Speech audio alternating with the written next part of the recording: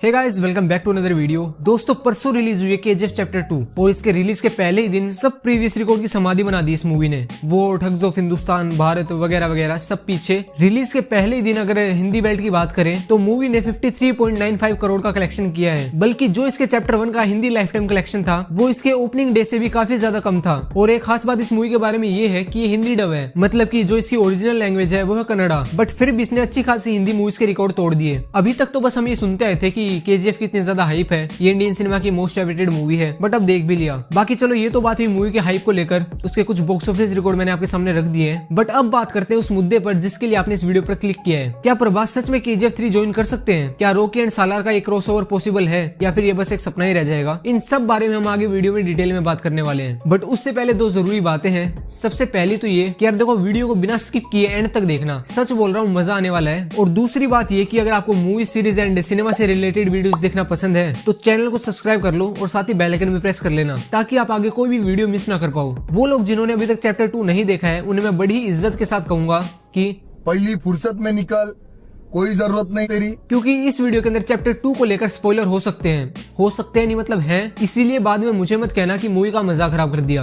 अब देखो, जब सालार मूवी की अनाउंसमेंट हुई थी और जब मुझे ये पता चला था कि इसे केजीएफ के डायरेक्टर प्रशांत नील डायरेक्ट करेंगे, तो मेरे दिमाग में उस टाइम सबसे पहले एक ही बात आई थी और वो था रॉकी और सालार का क्रॉसओवर, कि काश यार क्रॉसओवर देखने को मिल जाए। बट अभी पिछले कुछ एक दिनों से मैं ये देख रहा हूँ कि मैं अकेला नहीं हूँ जो ये क्रॉसओवर देखना चाहता है, बल्कि इस कोलैब को लेकर सोशल मीडिया पर अच्छी खासी बातें चल रही है। लोग ये कह रहे हैं कि सालार मूवी के अंदर हमें यश देखने को मिलेंगे, और कोई कह रहा है कि चैप्टर 3 के अंदर प्रभास की एंट्री होगी। और अगर मैं अपने मन से बताऊं, मतलब कि एकदम सच्चे दिल से, तो हाँ, आई थिंक ये क्रॉसओवर पॉसिबल हो सकता है, जिसके चांसेस भी अच्छे खासे हैं। बट अब वो तो फाइनली मेकर्स पर डिपेंड करता है कि वो स्टोरी को किस तरह से आगे बढ़ाते हैं। लेकिन ये क्रॉसओवर पॉसिबल है, मैं ऐसा आपको क्यों कह रहा हूँ, इसके पीछे क्या रीजन है ये भी मैं आपको बताऊंगा। बट पहले बात कर लेते हैं केजीएफ चैप्टर 2 के बारे में। अगर आपने केजीएफ चैप्टर 2 देख लिया है, वो भी अगर ध्यान से देखा है, तो आपको ये पता होगा कि अधीरा को हराने के बाद रॉकी ने 3 साल तक केजीएफ पर राज किया, और उसी टाइम पर उसने काफी सारे इंटरनेशनल क्राइम किए थे। और ये बात अगर कुछ लोगों को समझ में नहीं आ रही कि ऐसा कब हुआ या फिर मैं क्या बोल रहा हूँ, तो इसका मतलब ये है कि मूवी देखने के बाद तुम्हें घर जाने की कुछ ज्यादा ही जल्दी थी, और इसी जल्दबाजी के चक्कर में तुमने मूवी के अंदर जो मिड क्रेडिट के बाद के सीन्स थे वो मिस कर दिए हैं। लेकिन कोई बात नहीं, मैं हूं ना, मैं बताता हूँ कि उस सीन के अंदर क्या हुआ था। उस सीन के अंदर हमें केजीएफ चैप्टर 3 का हिंट दिया गया था। वो अलग बात है कि इसके डायरेक्टर पिछले 2 साल से ये कह रहे हैं कि इसका चैप्टर 3 नहीं बनेगा, चैप्टर 2 के अंदर ही मूवी की स्टोरी कंप्लीट हो गई है। बट क्या पता इसके क्रेज और सक्सेस को देखते हुए मेकर्स ने केजीएफ को ट्रायलॉजी बनाने की सोच ली हो। बट एनीवे,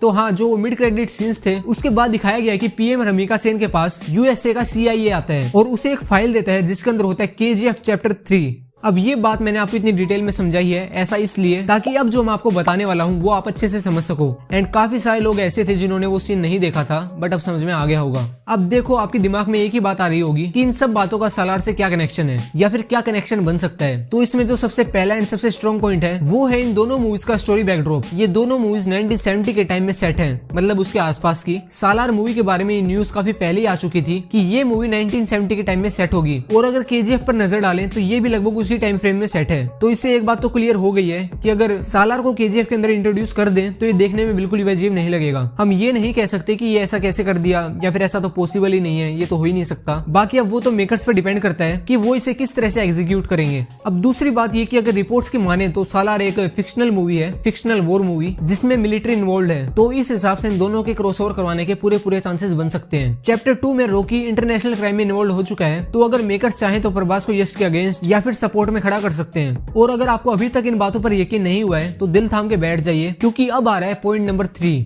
अब सबसे पहले इस फोटो को देखो, देख लिया, ये तो हुई पहली बात। अब आते हैं दूसरी बात पे। ये है सालार की स्टारकास्ट के अंदर ईश्वरी राव, जो कि केजीएफ चैप्टर 2 में फरमान की माँ होती है, एंड सालार के अंदर भी ये सालार की माँ है। अब सुनो मेरी कहानी, जो मेरा दिमाग कहता है। क्या चैप्टर 2 के अंदर आपने फरमान को मरते हुए देखा है? क्या उसका चेहरा दिखाया गया? एक सीन था जिसके अंदर उसकी माँ उसकी डेड बॉडी से कपड़ा हटाती है, मतलब की कोशिश करती है चेहरा देखने की, बट उसका चेहरा नहीं दिखाया गया है। तो इस बात का कोई भी प्रूफ नहीं है कि फरमान इज डेड। कास्ट के हिसाब से सालार मूवी के अंदर सालार ईश्वरी राव का बेटा है, मतलब की हो सकता जाता है कि फरमान ही सालार हो। एंड फरमान की माँ रॉकी को हमेशा कहती थी कि उसका बेटा उसे भगवान की तरह मानता है। तो इस हिसाब से अब मेरा दिमाग कहता है कि फरमान की मौत की खबर झूठी है और रॉकी ने उसे अच्छा खासा ट्रेन करके यूएस भेज दिया है ताकि वो रॉकी का नाम दूसरे देशों के अंदर भी फैला सके। और साथ ही वहाँ फरमान मतलब कि सालार दुश्मनों से लड़ने के लिए एक प्राइवेट आर्मी तैयार करता है जिसकी मदद से वो रॉकी की मौत के बाद फॉरेन गवर्नमेंट, इंडियन गवर्नमेंट सभी से बदला लेता है। सालार मूवी के प्रोड्यूसर विजय ने एक आर्टिकल के अंदर ये कहा था कि सालार मूवी को ग्लोबल स्केल पर बनाया जाएगा। तो फिर इस हिसाब से ये थ्योरी बिल्कुल भी कमजोर नहीं है। बाकी देखो ये मेरे थॉट्स हैं, मेरी प्रेडिक्शन है। मैं कोई राइटर या फिर डायरेक्टर तो हूँ नहीं जो जैसा मेरे मन में आए मैं वैसा ही कर दूं, बट ये मैंने मेरे व्यूज आपके साथ शेयर किए हैं। आपको इन पॉइंट्स में, इन थ्योरीज में कितना दम नजर आता है मुझे कमेंट करके बताओ। और देखो यार वीडियो को बनाने में काफी मेहनत लगी है, रिसर्च करने में काफी टाइम लगा है, तो वीडियो लाइक जरूर करना। और अगर आपको आगे ऐसी धमाकेदार थ्योरीज देखनी है तो चैनल को सब्सक्राइब करके बेल आइकन प्रेस कर लो। मैं आपसे मिलता हूँ नेक्स्ट वीडियो में। Till then goodbye and take care.